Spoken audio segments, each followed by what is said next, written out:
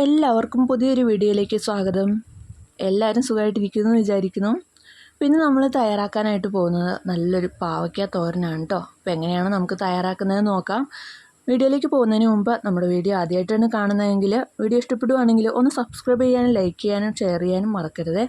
അപ്പോൾ നമുക്ക് എങ്ങനെയാണ് തയ്യാറാക്കുന്നത് നോക്കാം. നമ്മളിവിടെ പാവയ്ക്കായിട്ട് ഒരു മുഴുവൻ പാവയ്ക്ക, അതുപോലെ തന്നെ ഒരു ക്യാരറ്റ്, ആവശ്യത്തിന് ഉള്ളി, പച്ചമുളക് 3 പച്ചമുളക്, അതുപോലെ തന്നെ ഒരു 10 ഉള്ളി എടുത്തിട്ടുണ്ട്. നന്നായിട്ട് തൊലിയൊക്കെ കളഞ്ഞ് വൃത്തിയാക്കി എടുത്തിട്ടുണ്ട്. ഇനി ഇതെല്ലാം നമുക്ക് പാകത്തിനൊന്ന് അരിഞ്ഞുകൂടി എടുക്കാം. ആദ്യം തന്നെ പാവയ്ക്കൊക്കെ നന്നായിട്ട് തന്നെ അരിഞ്ഞെടുക്കുന്നുണ്ട്. ചെറുതാക്കിയാണ് അരിഞ്ഞെടുക്കുന്നത്. അതിൻ്റെ സൈഡൊന്ന് ചെറുതായിട്ടൊന്ന് കൊത്തി കൊടുത്തതിന് ശേഷമാണ് നമ്മൾ അരിഞ്ഞെടുക്കാറുള്ളത്. അതാവുമ്പോൾ നമുക്ക് ചെറുതാക്കി അറിയാനായിട്ട് പറ്റും. അതുപോലെ തന്നെ ക്യാരറ്റും നമ്മൾ ഏകദേശം ഇതേ സൈസ് ചെറുതാക്കിയാണ് നമ്മൾ അരിഞ്ഞെടുക്കുന്നത്. ക്യാരറ്റും പെട്ടെന്ന് അരിയാൻ എളുപ്പത്തിന് അതിൻ്റെ സൈഡൊന്ന് കൊത്തി കൊടുക്കുകയാണെങ്കിൽ നമുക്ക് ശരിക്കും നല്ലപോലെ ചെറുതാക്കി അരിയാനായിട്ട് പറ്റും. ചോപ്പറിലൊന്നും ഉപയോഗിക്കാതെ തന്നെ നമുക്ക് ശരിക്കും ചെറുതാക്കി നമുക്ക് അരിഞ്ഞെടുക്കാനായിട്ട് പറ്റും കേട്ടോ. ഇനി എടുത്തിട്ടുള്ള ഉള്ളിയും ഫുള്ളായിട്ട് നമുക്ക് ചെറുതാക്കി അരിഞ്ഞിട്ട് കൊടുക്കാം. എത്രയും ചെറുതാക്കുന്നത് അത്രയും നല്ലതാണ്. എപ്പോഴും പാവയ്ക്കാത്തോരൻ വെക്കുന്ന സമയത്ത് ഉള്ളി കുറച്ച് കൂടുതൽ ചേർക്കുകയാണെങ്കിൽ വളരെ ടേസ്റ്റ് കിട്ടും. അതുപോലെ തന്നെ കയ്പ്പൊന്ന് കുറയ്ക്കാനും സഹായിക്കും. ഇനി പച്ചമുളകും കൂടി നമുക്ക് അരിഞ്ഞിട്ട് കൊടുക്കാം. 3 പച്ചമുളകായിരുന്നു എടുത്തിട്ടുള്ളത്. എരിവിനനുസരിച്ചാണ് പച്ചമുളക് എപ്പോഴും ചേർക്കാറുള്ളത്. നല്ല എരിവുള്ള മുളകായതുകൊണ്ട് ഒരു 3 എണ്ണമൊക്കെ ചേർക്കുന്നുള്ളൂ. ഇനി വേണ്ടത് നമുക്ക് തേങ്ങയാണ്. ഒരു അരമുറി തേങ്ങ ഫുള്ളായിട്ട് ചിരണ്ടി എടുത്തിട്ടുണ്ട്. പാവയ്ക്കൊക്കെ എത്രയും തേങ്ങ ചേർക്കുന്നത് അത്രയും നല്ലതാണ്. ഇനി ചീനിച്ചട്ടി ഒന്ന് അടുപ്പത്തേക്ക് വെച്ച് കൊടുത്ത് നല്ലപോലെ ഒന്ന് ചീനിച്ചട്ടി ചൂടായി കഴിയുമ്പോൾ എണ്ണയും കൂടി ഒഴിച്ച് കൊടുത്ത് നമുക്ക് കടുക് പൊട്ടിക്കാവുന്നതാണ്.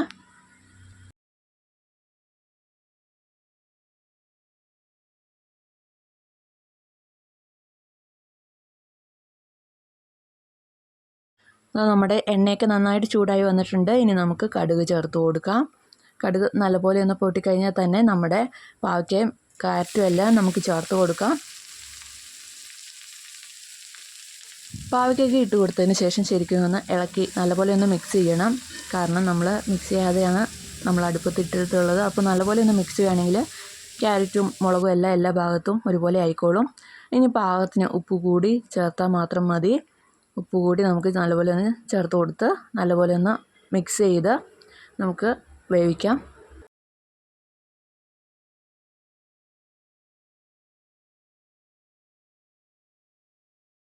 കറിവേപ്പിലയും കൂടി ചേർത്ത് കൊടുത്തതിന് ശേഷം നല്ലപോലെ ഒന്ന് തട്ടിപ്പൊത്തി വെച്ചാണ് നമ്മളിത് വേവിക്കുന്നത്. അതായത് തവി വെച്ച് അമർത്തി വെച്ച് കൊടുത്തു കഴിയുമ്പോൾ അത് നല്ലപോലെ ഒന്ന് അമങ്ങിയിരുന്നോളും. അതാവുമ്പോൾ അതിനകത്ത് ഈർപ്പം നിന്ന് വെന്ത് കിട്ടും. ഇങ്ങനെ തട്ടിപ്പൊത്തി ആവി കയറ്റി വേവിക്കുകയാണെന്നുണ്ടെങ്കിൽ പാവയ്ക്കൊക്കെ ഒട്ടും കയ്പ്പുണ്ടാവില്ല. അതേസമയം മൂടി വെച്ചാണ് വേവിക്കുന്നതെങ്കിൽ നല്ല കയ്പ്പുണ്ടാകും. ഇനി നമുക്ക് ചേർത്ത് കൊടുക്കാനുള്ളത് തേങ്ങയാണ്. നമ്മുടെ തേങ്ങ ഫുള്ളായിട്ട് തന്നെ ചേർത്ത് കൊടുക്കാം. ലാസ്റ്റ്, അതായത് പകുതി വെന്തതിന് ശേഷമാണ് തേങ്ങ ഇട്ട് കൊടുക്കാറുള്ളത്. തേങ്ങ എപ്പോഴും ലാസ്റ്റ് ചേർക്കുന്നതാണ് നല്ലത്. അതാകുമ്പോൾ നമ്മുടെ പാവയ്ക്കൊക്കെ ഒത്തിരി കയ്പ്പുണ്ടാവില്ല. തേങ്ങ ലാസ്റ്റ് ചേർക്കുകയാണെന്നുണ്ടെങ്കിൽ പാവയ്ക്കൊക്കെ ഒരു പ്രത്യേക രുചിയുണ്ടാവും. അതുപോലെ തന്നെ ഒട്ടും കയ്പ്പും ഉണ്ടാവില്ല.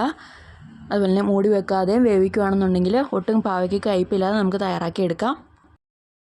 ഇനി ലാസ്റ്റ് നമ്മൾ നല്ലപോലെ ഒന്ന് മിക്സ് ചെയ്ത് കൊടുക്കുന്നുണ്ട്, തേങ്ങയൊക്കെ എല്ലാ ഭാഗത്തും എത്താനായിട്ട്. അതിന് നമ്മൾ തവിയുടെ അറ്റം വെച്ചിട്ടാണ് മിക്സ് ചെയ്ത് കൊടുക്കുന്നത്. അതാകുമ്പോൾ പെട്ടെന്ന് തന്നെ നമുക്ക് മിക്സ് ചെയ്യാനായിട്ട് പറ്റും. നമ്മൾ ആദ്യം തട്ടിപ്പൊത്തി വെച്ചാണ് വേവിച്ചിട്ടുണ്ടായത്. അതായത് നല്ലപോലെ ഒന്ന് തവി വെച്ച് അമക്കി വെച്ചാണ് നമ്മൾ ആദ്യം ആവി കയറ്റി പാവയ്ക്ക് ഇത്രയും വേവിച്ചെടുത്തിട്ടുള്ളത്. ഇനി നമുക്കതിൽ ജലാംശം ഫുള്ളായിട്ട് പോകാൻ വേണ്ടിയിട്ട് നല്ലപോലെ ഒന്ന് നിരത്തി വെച്ചിട്ട് വേണം ഇനി വേവിക്കാനായിട്ട്. അതാകുമ്പോൾ നല്ലപോലെ നമുക്ക് ഉണങ്ങി കിട്ടും. ഇങ്ങനെ ചെയ്യുവാണെന്നുണ്ടെങ്കിൽ ഒട്ടും എണ്ണമയോ വെള്ളമയോ ഇല്ലാതെ നമുക്ക് നല്ലപോലെ പാവയ്ക്ക കിട്ടും. ഇതുപോലെ നിരത്തി വെച്ചതിന് ശേഷം ഒന്ന് ആവി കയറ്റിയാൽ തന്നെ നമ്മുടെ പാവയ്ക്ക റെഡിയാണ്. ഇനി നമുക്ക് അടുപ്പത്തുനിന്ന് വാങ്ങാവുന്നതാണ്. ഒട്ടും കയ്പില്ലാതെ തന്നെ നമുക്ക് പാവയ്ക്ക തയ്യാറാക്കാനായിട്ട് പറ്റും. അപ്പോൾ എല്ലാവരും ഒന്ന് ട്രൈ ചെയ്ത് നോക്കുക. വളരെ സിമ്പിളാണ്, അതുപോലെ തന്നെ നല്ല ടേസ്റ്റിയാണ്. നമ്മുടെ പാവയ്ക്കത്തോരൻ എല്ലാവർക്കും ഇഷ്ടപ്പെട്ടു കാണുമെന്ന് വിചാരിക്കുന്നു. അപ്പോൾ പുതിയൊരു വീഡിയോ ആയിട്ട് അടുത്ത ദിവസം കാണാം. അതുവരെയ്ക്കും എല്ലാവർക്കും ബൈ.